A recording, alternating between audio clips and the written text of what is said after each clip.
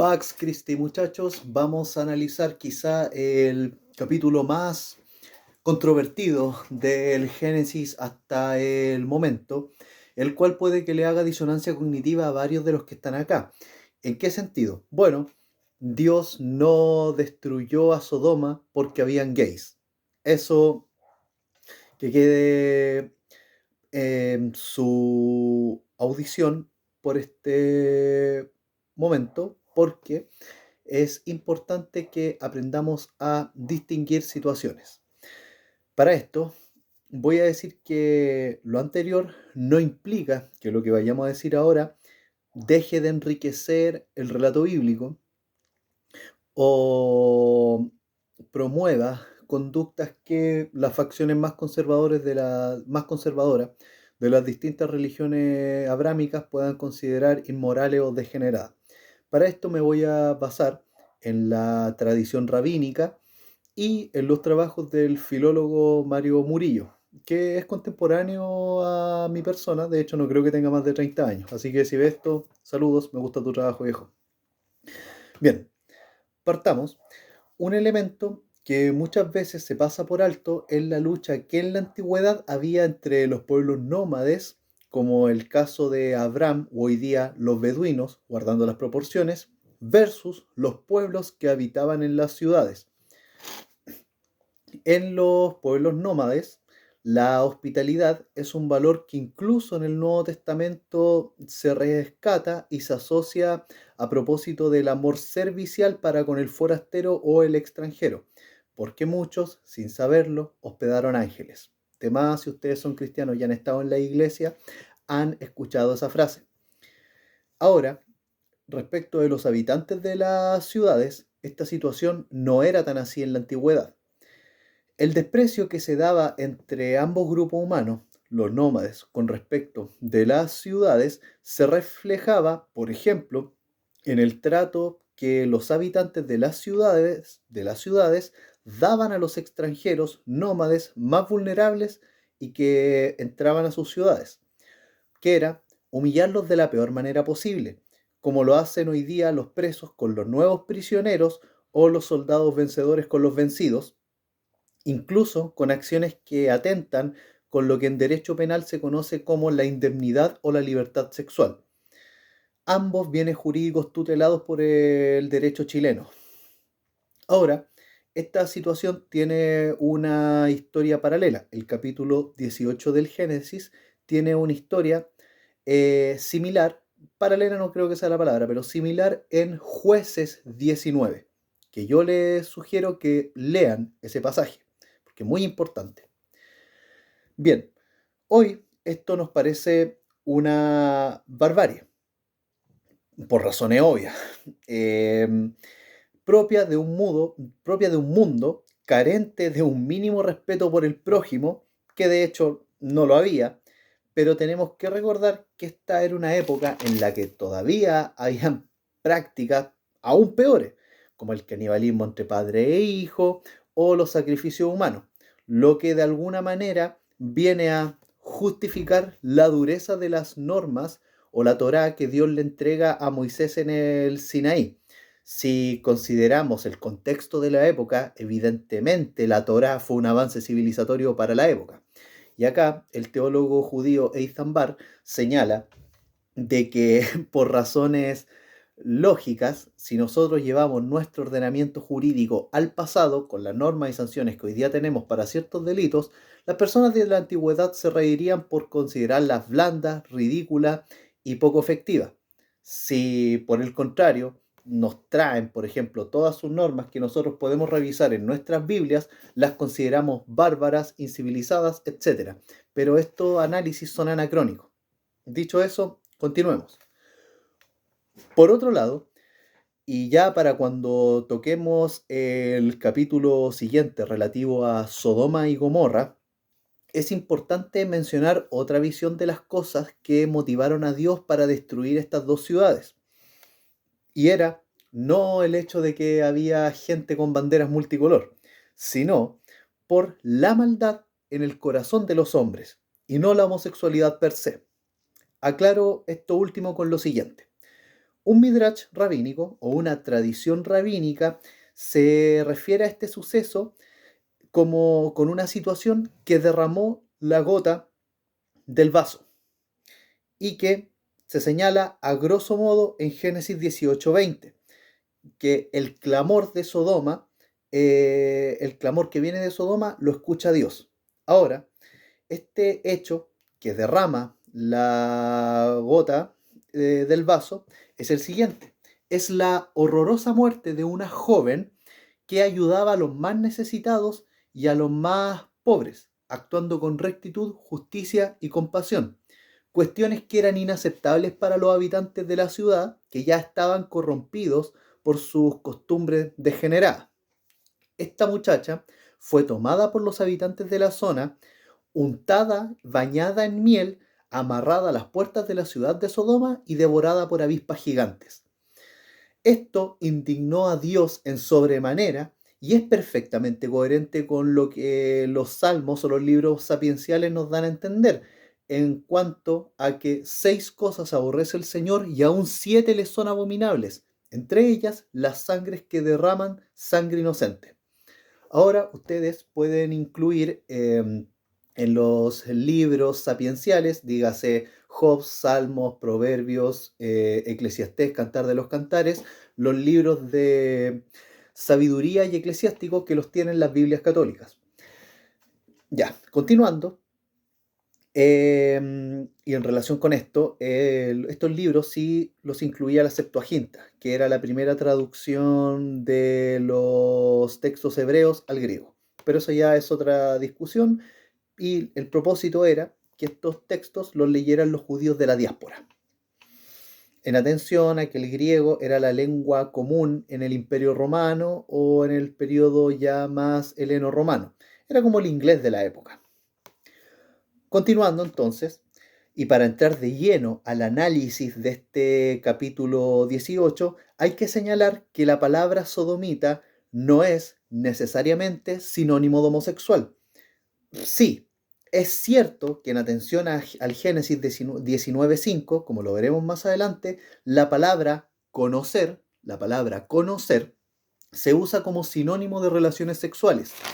Máxime si por medio de una interpretación armónica y coherente con lo que vemos en el libro de Levítico, vemos que la palabra conocer se ocupa en no pocas ocasiones para hechos que tienen una alta connotación de carácter sexual, como lo vemos en el libro de Levítico o como algunos interpretan lo que hizo Cam con Noé. Aquí, claro, estos actos viles son mucha parte de las personas que lo leen, lo interpretan así. Por ejemplo, el pastor Jimmy Lee Swaggart, Ámbar Martínez, que nos está viendo ahora quizás, y mi padre, desde luego. Esto último lo respaldan 3 versiones de la Biblia, no, 4 versiones de la Biblia. La Reina Valera, 1960, señala que sácalos para que los conozcamos respecto a los forasteros o los ángeles que van a Sodoma a buscar a Lot. La Vulgata Latina dice, sácalos afuera para que los conozcamos. Pero la nueva versión internacional y la traducción en lenguaje actual aclaran, échalos afuera, queremos tener relaciones sexuales con ellos. O bien, la traducción en lenguaje actual dice, sácalos, queremos tener relaciones sexuales con ellos. Bueno, estas dos últimas versiones se parecen bastante, pero da a entender la idea. Señalado lo anterior, sí, no se puede negar una asociación a prácticas sexuales que hoy día las religiones abrámicas considerarían degenerados e inmorales. Pero esto omite el contexto histórico o conceptual de la época. Es cierto que hay factores de degeneración sexual en Sodoma, pero estos no son motivados necesariamente por lujuria o atracción sexual. Estas desviaciones que ustedes podrían considerar no son motivadas por lujuria o atracción carnal, sino que por maldad y perversión propia de ciudades corruptas, como vemos por ejemplo en Jueces 19. Hoy la palabra sodomita se asocia a ser homosexual y la sodomía con prácticas como el sexo anal, ¿ya? Pero en la antigüedad la sodomía era mucho más que meros impulsos sexuales hacia una persona del mismo sexo, que podría considerarse antinatural, lo que ustedes quieran, esa es una discusión aparte, sino que se refería, la palabra sodomía o sodomita, se refería a individuos malvados, idólatras, corrompidos moralmente y con prácticas completamente indignantes y carentes de toda moral. Lo pondré de esta forma. Bajo esta perspectiva de sodomita, cabría dentro de esta definición un preso o varios presos que disfrutan humillar sexualmente a sus compañeros de celda.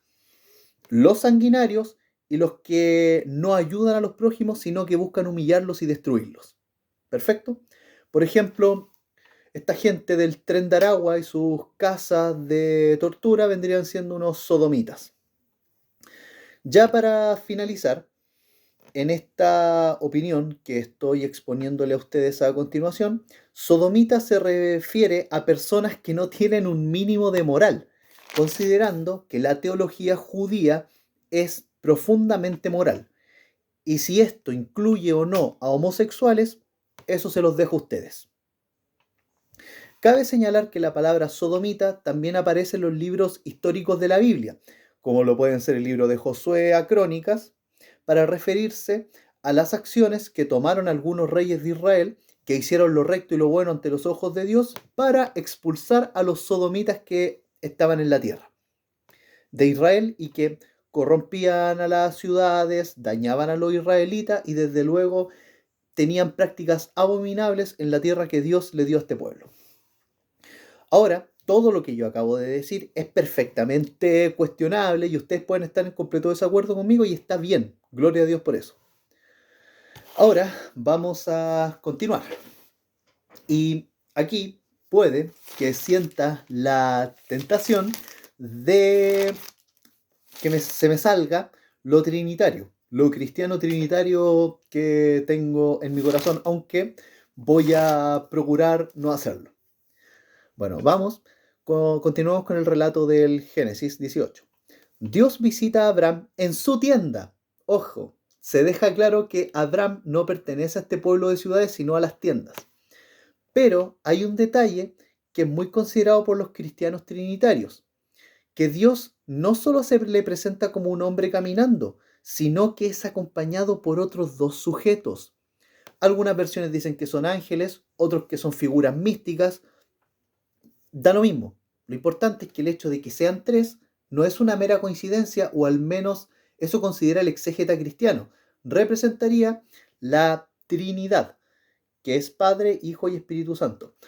El Corán, bueno, aquí voy a precisar que la teología de la Trinidad no es de una concepción o es de una noción místico-filosófica, no es lógica matemática.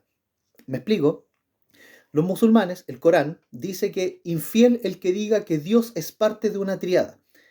Es que en ese sentido, Dios no sería parte de una tríada, Él sería la tríada, sería la Trinidad como le decimos nosotros, el cual se refleja como Padre, Dios creador de todo en cuanto existe, soberano, Dios Hijo, como ese Dios que se refleja en su creación, que está presente en su creación y que se manifiesta, que se revela para con su creación, y el Espíritu Santo, que es la esencia de Dios que lo trasciende todo.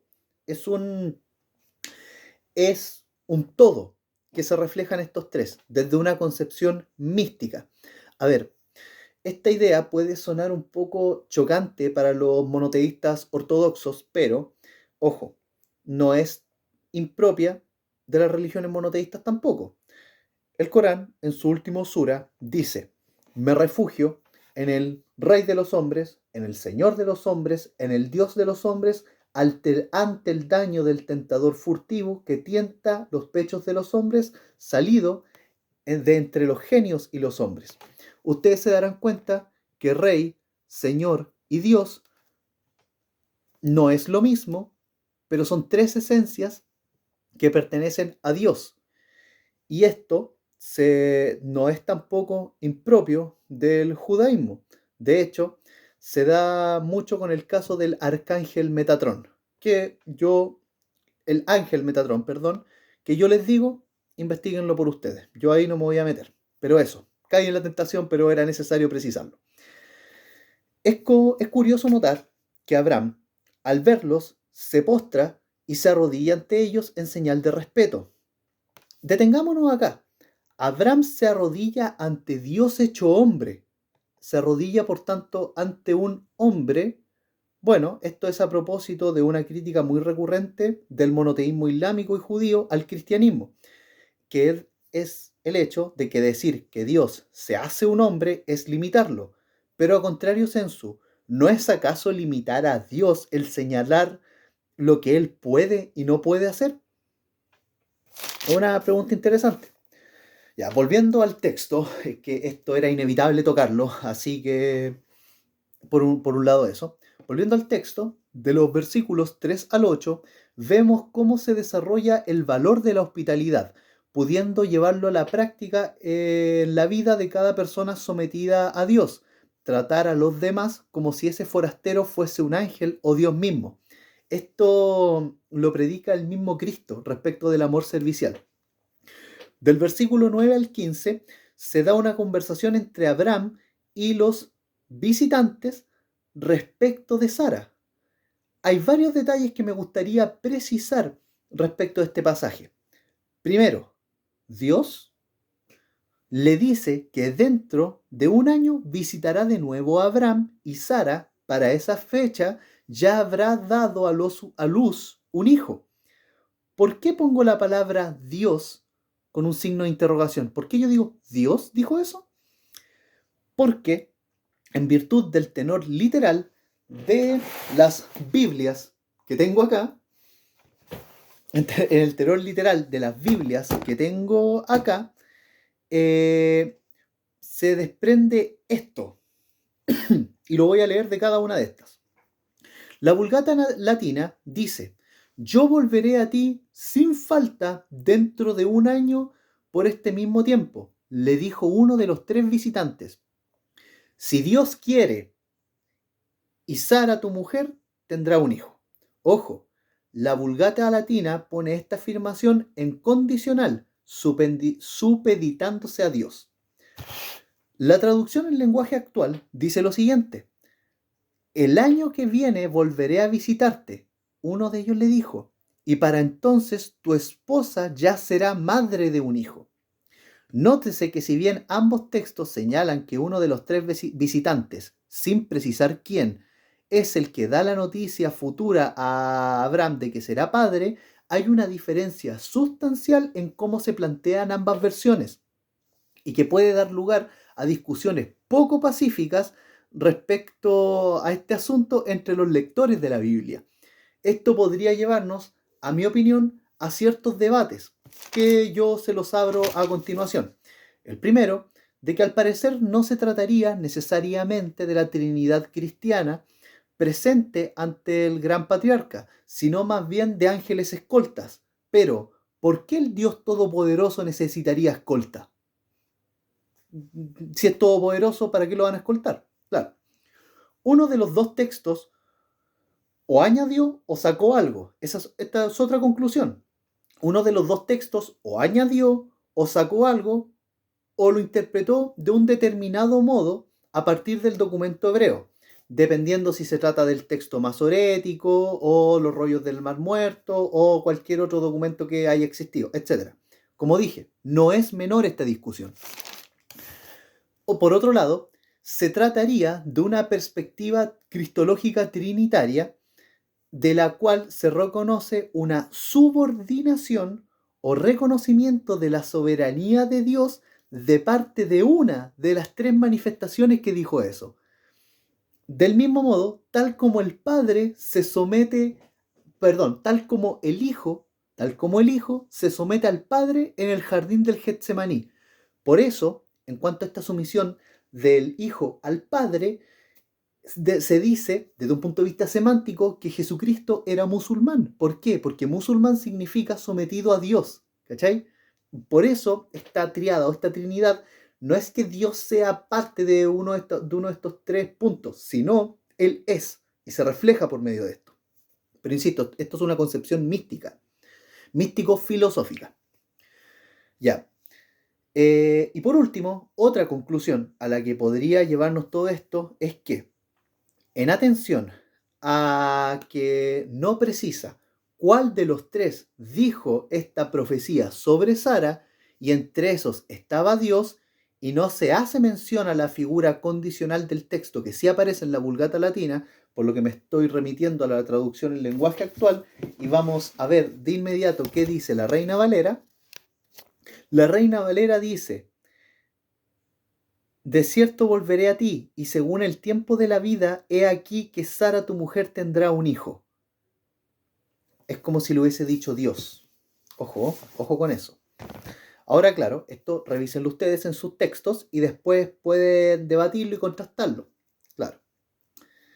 Ahora, volviendo en esto, da lo mismo quien lo haya dicho desde esta otra conclusión, puesto que solo podría significar dos cosas, o quizás más, pero de momento solo precisaré en dos o en tres, mejor en tres.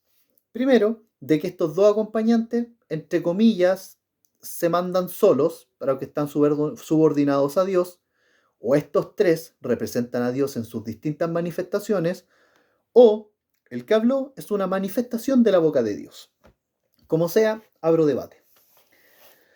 Ahora, continuando con esto, es importante señalar que Sara, al escuchar la noticia, se ríe con justa razón, puesto que a su edad concebir parecía una locura, los 90 años, 89 años, por lo que Dios, aunque estaba lejos de Sara, junto con sus acompañantes, le pregunta a Abraham de por qué ella se ríe, de una promesa que él hace. Aquí se demuestra la sobrenaturaleza de Dios. Sara es reprendida por mentir respecto a su risa, porque Sara le dice: no, pero si no me reí. Y Dios le dice: si te reíste. En este momento, por superfluo o circunstancial que pueda parecer, es determinante para la trama, para el arco. ¿Por qué? Porque el nombre de Isaac significa el que ríe, o significa sonrisa o risa. El nombre de Isaac fue, de modo indirecto, influenciado por una acción de su madre. Incredulidad, si ustedes quieren.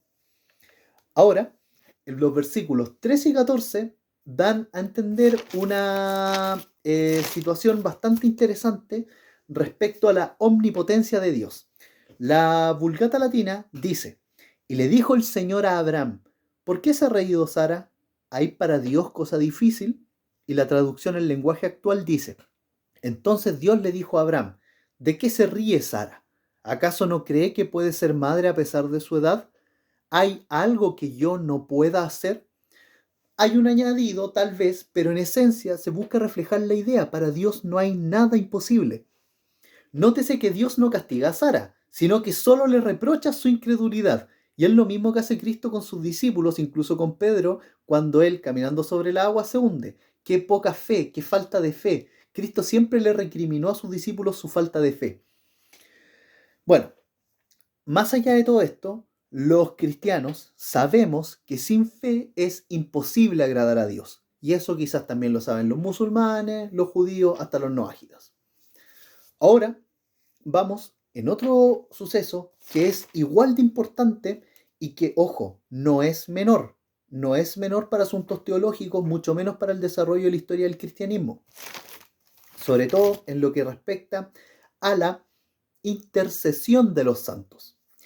Miren, cuando Abraham ruega por Sodoma, hay que considerar que estos son pasajes bíblicos que la Iglesia Católica considera para respaldar su doctrina de la intercesión de los santos, que es rechazada por la mayoría, por no decir todo, el mundo protestante evangélico. Ahora voy a ponerme en rol de abogado del diablo. Yo no soy católico en un sentido formal, pero igual, yo los considero a ellos hermanos de fe, porque creo que una sola iglesia, uno es el Señor, y un reino dividido contra sí mismo no prevalece. Eso lo dijo el mismo Cristo. Ahora, la doctrina de la intercesión de los santos parte de la premisa de que los santos y los justos tienen vida eterna, El debate si acaso los muertos duermen o si tienen vida eterna es una discusión que va más allá de lo que está presente acá en este estudio. Bueno, pero por tanto, como estos santos y justos tienen vida eterna, están cerca, más cerca de Dios por su fe y por sus méritos. Asimismo, el creyente católico, en base a esta premisa y por todo el contexto histórico-cultural que viene detrás de la expansión del cristianismo por casi 1500 años, parte de la premisa de una posición de humildad. Parte de una posición de humildad, porque puede que quiera orar a Dios, pero no se sienta digno de hablar de forma directa, por lo que recurre al santo para que éste hable con Dios. Por eso se le pide al santo que interceda por él ante Dios. En principio, esto no es idolatría per se como se entiende adorar a otros dioses, al menos no en un sentido formal. Sin embargo, en atención a factores culturales, históricos o directa negligencia o desidia de los sacerdotes, esto puede degenerar en idolatría como lo entiende el monoteísmo ortodoxo. Miren, me pasó una vez que estaba conversando con un muchacho católico e íbamos caminando al río y él me decía que de repente iba a un santuario que está en honor al sacerdote que se conoce como el Padre Pío. Y él me dijo que de repente él iba a prender vela.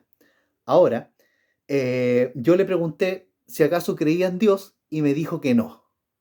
Y yo quedé descolocado. Entonces eso pasa cuando los sacerdotes y la curia no hace su pega y no hace buenas catequesis con sus creyentes. Pero bueno, eso ya por otro lado.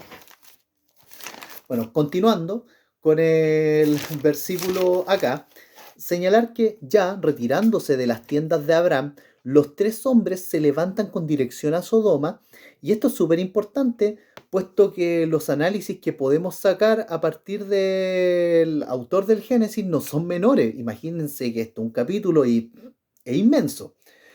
Primero, el autor se pone en los pensamientos de Dios en cuanto a las siguientes consideraciones.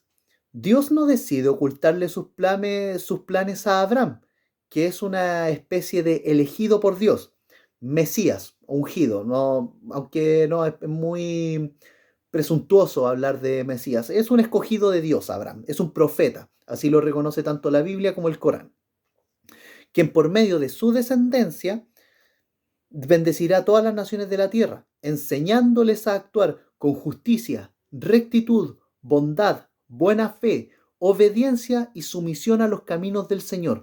Por medio de Abraham, Dios bendecirá a las naciones y las naciones actuarán o deberán actuar con estos valores: justicia, rectitud, bondad, buena fe y sumisión a Dios. Y por eso Dios no le oculta los planes que tiene a Abraham. Los versículos 20, 21 y 22 merecen un análisis detenido. ¿Por qué? En cuanto al versículo 20, debemos traer a colación el comportamiento de los habitantes de Sodoma y Gomorra, considerando tanto el midrash rabínico que habíamos mencionado anteriormente, como que es propio de pueblos depravados y asociados a los hijos de Cam. Aquí ya va tomando sentido lo que hemos visto en videos anteriores, y que se relaciona estrechamente con el versículo 21, donde Dios decide ir a visitar a Sodoma y Gomorra y comprobar si lo que, ojo, llega a sus oídos es verdad o no. ¿No es este un pasaje que cuestiona una de las características más notables de Dios? Me refiero a la omnipresencia. ¿Por qué tendría que ir a visitar Sodoma si Él está en todos lados?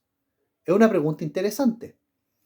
Ojo, pues esto no tiene una respuesta fácil, al menos no desde el punto de vista estrictamente formal. De cualquier manera, las características humanas atribuidas a Dios en la antigüedad no implicaban necesariamente una limitación y eran bastante comunes en la época. Ahora consideremos que estos textos, el Génesis, no buscan transmitir por medio de alegorías y metáforas conceptos como justicia, rectitud, juicio, bondad, etc. Por lo tanto, si hay que esgrimir cierta apología respecto de esta pregunta, Diría que la presencia de Dios puede apartarse de lugares llenos de maldad y corrupción, como el caso de Sodoma y Gomorra, por lo que Dios, en su rol como juez, que es reconocido tanto por Abraham en este pasaje como a lo largo de toda la Biblia, Dios da cierto tiempo de gracia o una suerte de beneficio de la duda sobre estas ciudades, que veremos más adelante en la intercesión que hace Abraham.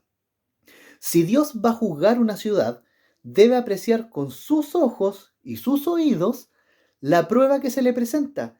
¿Y qué mejor que representar a Dios como un juez justo que como un hombre justo que ve la obra de su creación y la juzga? Esto es alegórico, es metafórico. Ahora, Elohim, dentro de todos sus significados, significa juez. En cuanto al versículo 22, es interesante notar que dos de los forasteros parten de viaje, pero Dios es retenido por Abraham. Aquí Abraham es retención para Dios, ojo, porque le impide ir directamente a Sodoma, quiere hablar directamente con él. Y cara a cara, ojo, en este momento, de los versículos 23 en adelante, Abraham intercede por Sodoma, incluso cuando previamente rechazó recibir cualquier cosa de ellos. Y aún sabiendo la situación de decadencia y perversión moral de sus habitantes. Y eso pudo haberlo motivado a no recibir nada del rey de Sodoma. Por lo tanto, le pide al legislador del mundo y del universo que, por consideración a unos pocos justos, no destruya la ciudad ni sus habitantes. En sus notas al pie, la Vulgata Latina señala lo siguiente: estas son palabras muy notables y que nos enseñan cómo los ruegos y oraciones de un pequeño número de almas, un corto número de almas, puede detener la ira de Dios. La intercesión se ve también en su plenitud en Génesis 44 y 45. Y ojo, es importante que vayan y lean esos pasajes. Esta intercesión para que Dios tenga misericordia de Sodoma y Gomorra es incisiva y muy insistente de parte de Abraham, lo que demuestra la pureza del corazón de Abraham en cuanto a modelo de misericordia y virtud. Virtudes que se recalcan a cada rato en la Biblia, sobre todo en los libros sapienciales. Por favor, ustedes pueden comprobarlo cuando lean los Salmos. El versículo 33 nos muestra la comprensión de Abraham de lo que Dios le dice, por lo que se devuelve a su tienda. Se recalca que Abraham es parte de las tiendas, de este grupo de tiendas. Ojo, esa distinción entre ciudades versus tiendas es muy importante, recuérdenla. En este mismo versículo se señala que Dios se va, pero la Vulgata Latina dice que desaparece de la vista de Abraham. Esto último, ¿qué relevancia puede tener? Ahora te comparto algunas apreciaciones mías que no son taxativas y que, ojo, desde luego tú puedes cuestionar. Desde luego. Dios se va, pero hay un detalle en el capítulo siguiente. A Sodoma, con Lot, solo llegan 2 de los forasteros. ¿Se fijan? El tercero, que es Dios, se queda hablando con Abraham y no aparece. O el tercero, que es la figura representativa de Dios, no aparece en Sodoma. O bien, Dios reconoce Sodoma y la situación de esta ciudad, Sodoma y Gomorra, por medio de sus ángeles, que son criaturas que tienen una naturaleza divina y que reflejan la grandeza y el juicio de Dios. Miren, aquí hay una observación interesante. ¿Se han dado cuenta que muchas veces a los ángeles los ilustran como anillos que tienen muchos ojos?